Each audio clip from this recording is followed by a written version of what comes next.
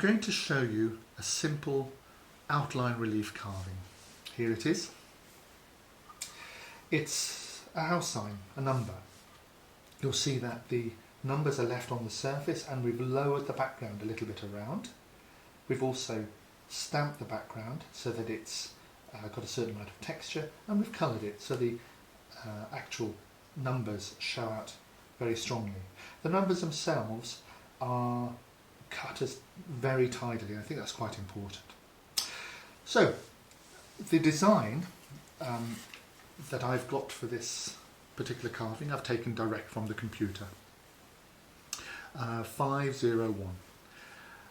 I don't trust the computer to give me the layout that I want, so I always adjust it by hand carefully. For example, here I've made the 1 a little bit taller than the 0, which is a little bit taller than the 5, and this optically makes it more even. If I hadn't done that, this would get smaller. Also check the spacing so that you can see that it's a nice pleasing design. So print it out full size. This is 3 inches, which is a good size, 75mm, good size for a sign. Anything from 2 to 3 inches, 50 to 75mm is good. So here's my piece of wood. It's a bit of English oak. I put a centre line down here. That'll help me line up the paper. If you don't have oak, you can use another outdoor durable wood, such as one of the teak family, Iroko, perhaps mahogany, that sort of thing. So to put the design onto the wood, I use a photo mount spray adhesive.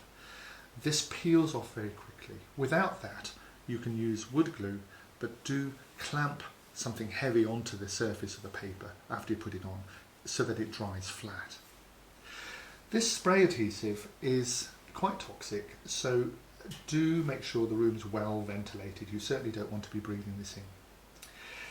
Spray the wood and lay the paper on exactly where you want it, and you can see that I've got little folds in the paper here that line it up without me even having to worry about that.